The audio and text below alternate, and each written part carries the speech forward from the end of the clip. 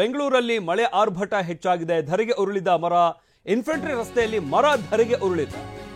ಧರೆಗೆ ಉರುಳಿರುವ ಬೃಹತ್ ಮರ. ವಾಹನ ಸಂಚಾರ ಓಡಾಟ ಅಸ್ತವ್ಯಸ್ತವಾಗಿದೆ. ವಿರಳವಾಗಿದ್ರಿಂದ ಭಾರಿ ಅನಾಹುತ ತಪ್ಪಿದೆ. ಅಂದ್ರೆ ವಾಹನ ಸಂಚಾರ ಕಡಿಮೆ ಇದ್ದ ಕಾರಣದಿಂದಾಗಿ ಅನಾಹುತ ತಪ್ಪಿದೆ ಅಂತಾನೆ ಹೇಳ್ಬೋದು. ಮರ ತೆರವು ಮಾಡಿದ್ದಾರೆ ಬಿಬಿಎಂಪಿ ಸಿಬ್ಬಂದಿ.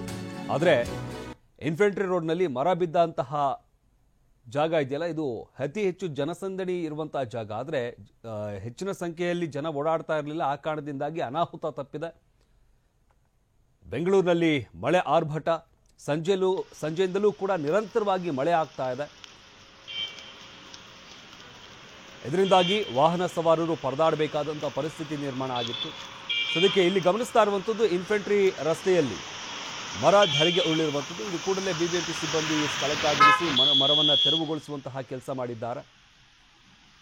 ಮರ ಬಿದ್ದಂತಹ ಕಾರಣದಿಂದಾಗಿ ಸ್ವಲ್ಪ ಹೊತ್ತು ಟ್ರಾಫಿಕ್ ಜಾಮ್ ಸಮಸ್ಯೆ ಕೂಡ ಉಂಟಾಗಿತ್ತು. ಬೃಹದಾಕಾರದ ಮರ ಗಮನಿಸ್ತಾ ಇದ್ದೀವಿ ನಾವು. ಆ ಮರವನ್ನು ತುಂಡು ಮಾಡಿ ರಸ್ತೆಯ ತೆರವು ಮಾಡಲಾಗಿರುವಂಥದ್ದು ಮರವನ್ನು. ಅಕಸ್ಮಾತ್ ಏನಾದರೂ ಅಲ್ಲಿ ಯಾರಾದರೂ ಓಡಾಡ್ತಾ ಇದ್ದಿದ್ರೆ ಅಥವಾ ಯಾವುದಾದ್ರು ವಾಹನದ ಮೇಲೆ ಏನಾದರೂ ಬಿದ್ದಿದ್ದಿದ್ರೆ ಭಾರಿ ಅನಾಹುತ ಆಗುವಂತಹ ಸಾಧ್ಯತೆ ಇತ್ತು.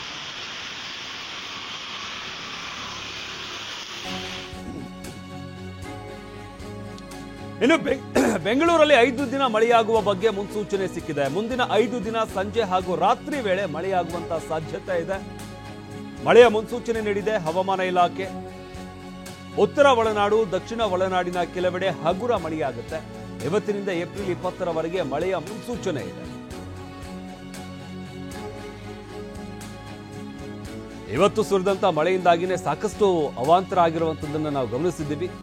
ಮತ್ತೆ 5 ದಿನಗಳ ಕಾಲ ಮಳೆಯಾಗುವಂತಹ ಸಾಧ್ಯತೆ ಇದೆ ಅಂತ ಹವಾಮಾನ ಇಲಾಖೆ ಮುನ್ಸೂಚನೆ ನೀಡಿದೆ. ಕರ್ನಾಟಕದ ಒಳನಾಡಿನಲ್ಲಿ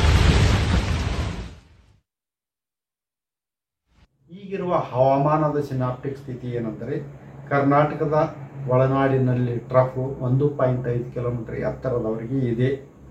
ಇದರ ಪ್ರಭಾವದಿಂದ ಮುಂದಿನ 5 ದಿನಗಳವರೆಗೆ ಏಪ್ರಿಲ್ 16ರಿಂದ ಏಪ್ರಿಲ್ 20ರವರೆಗೆ ಕರ್ನಾಟಕ ರಾಜ್ಯಾದ್ಯಂತ ಅಲ್ಲಲ್ಲಿ ಹಗುರವಾಗಿ ಗುಡುಗು ಮಿಂಚು ಸಮೇತವಾಗಿ ಮಳೆಯಾಗುವ ಹೆಚ್ಚಿನ ಸಾಧ್ಯತೆ ಇದೆ.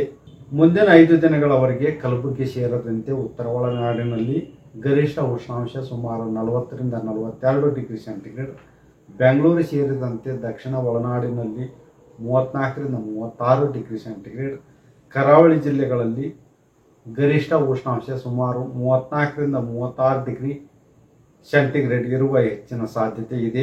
ಬೆಂಗಳೂರಿನಲ್ಲಿ ಮುಂದಿನ 5 ದಿನಗಳವರೆಗೆ ಏಪ್ರಿಲ್ 16ರಿಂದ ಏಪ್ರಿಲ್ 20ರವರೆಗೆ ಕೆಲವು ಕಡೆ ಹಗುರವಾಗಿ ಗುಡುಗು ಮಿಂಚು ಸಮೇತವಾಗಿ ಸಾಯಂಕಾಲ ಮತ್ತು ರಾತ್ರಿ ವೇಳೆಯಲ್ಲಿ ಮಳೆಯಾಗುವ ಹೆಚ್ಚಿನ ಸಾಧ್ಯತೆ ಇದೆ.